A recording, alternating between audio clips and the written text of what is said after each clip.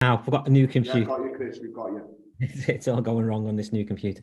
I just wonder how worried are you about being a bit? I think the phrase is sometimes undercooked. You have not had the time that you needed to work with the players. Is this a worry? Is this going to be a general worry, you think, for a lot of the coaches coming into this season? What do you mean? What is different to other season?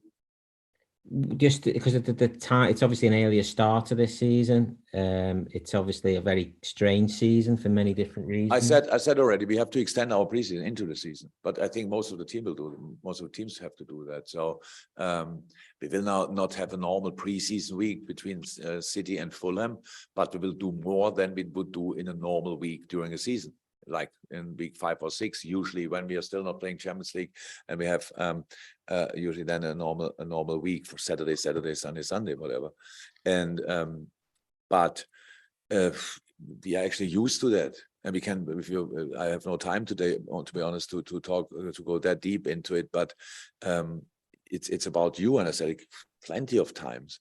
If you ask me that question, and I'm the look like the only moaner or lonely moaner in the corner, and then always talks about what the players have to do and all these kind of things, that the international players don't have enough breaks. I think we all agree, but the only one who's talking about it, I'm not sure I'm the only one, I don't read newspaper, but not enough people obviously so far talk about it. So yes, preseason is generally too short, but that's why we extended into the season. That doesn't help for the first games, but it helps for the long term, and that's actually the idea. If you just clarify something, did you just say earlier that you're actually having a friendly the day after Fulham as well? Because that would be just going to. I mean, that's quite unprecedented, really, that you have to do that, a friendly after the season's already started. We did that last year as well. Right. Okay, sorry. Yeah. Who was that against anyway?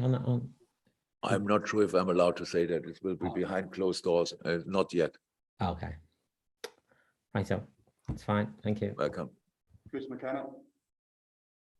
Jurgen, are you expecting Manchester City to play in a different style now? They brought in somebody like Haaland, who's given them that more centre focus. And will this game, I suppose, give you an insight into what that will be like ahead of the league meetings you'll have this week? We watched the Bayern game, obviously, and it was not too different, but it was good.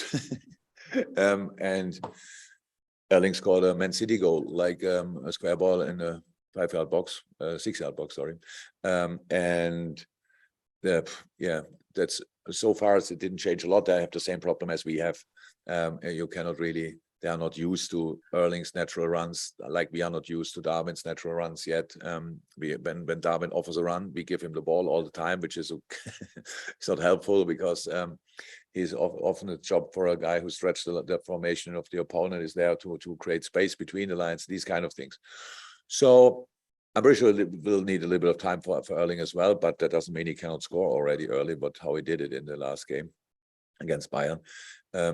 But most of the things looked like last year, how they set up their press, how flexible they are in their own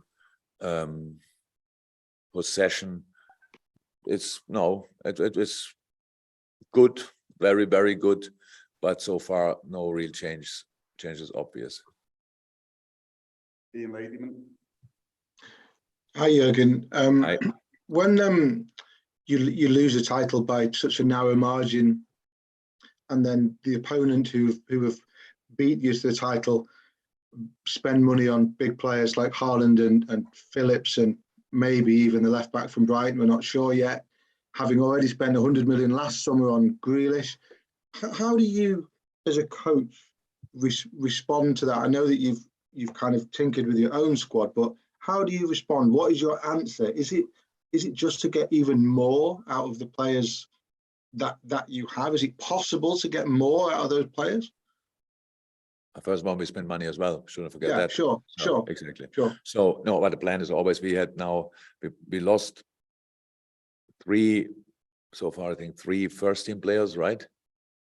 Don't want to forget anybody, but so far it was Sadio, Divock, and Taki. Very important players for us. Brought in 3. want to create space as well for the boys, for our young boys from last year to step in the void wherever it is. They are versatile, usable for us, and or useful for us, and we are together for a while. So we know each other. We know what we expect from each other, and we had a big meeting when I told the boys what I expect from them next year and stuff like this. And I really want to use the togetherness we have, the atmosphere we have in the team. I want to use the experience we made for better. So that's how it is, and we can grow closer together. We can be clearer in the stuff we do. We are the things we do were good. Can we do it better? Yes. Will that always lead to a better result? That's not possible because we won a lot of games, but performance-wise, we can definitely improve, and that's what we will try. And then we need to create again a resilience and a fighting spirit, and actually being angry as well is important as well. To fight against the outside world, if you want, in the specific moments. All these things we can do. We don't know where that will lead us to, but we know that it will improve us, and based on the things we know they are good when we bring them on the pitch, and that's very important. That we really are, again, first and foremost, this team nobody wants to play against, because when they have the ball, they need to feel pressure everywhere, and when we have the ball, but we have to do that more consistent even. And when we have the ball, we have to create new ways.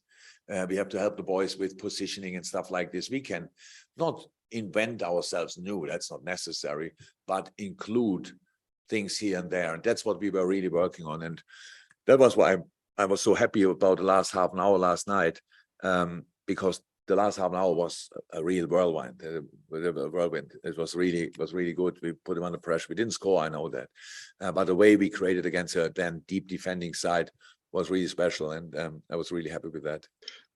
Some of the quality of and the consistency of results of Liverpool and Manchester City has become so normal that we now take it for granted. But when you look at it on paper, it's just ridiculous, the fact that the two of you just don't really lose football matches, really. And it's almost perfect. And yet when that perfect doesn't win you the title, that must kind of, I don't know, does that just not kind of fry your brain a little bit? No, that's sport. It's not important if you lose a game. And we lost games like this where both teams play an incredible high level, and then there's one thing who makes the difference. One goal, like the Champions League final, for example, is one goal. That's part of the deal, and that can happen as well at the end of the season with the points tally. So no. That does make me didn't understand or don't know the phrase you used, but that didn't turn me crazy or whatever, and neither the players, because it's part of the deal. And if there's anything what we can do with it, then we can use it to get even more determined. And let's see. There's no guarantee for any kind of further results. We will not win one football game this season because we won it last year. Not at all. It makes it even more difficult because everybody wants to knock, to hurt us, to win against us, to get a point against us. That is completely normal. So it will be really tough, but we will give it a try anyway.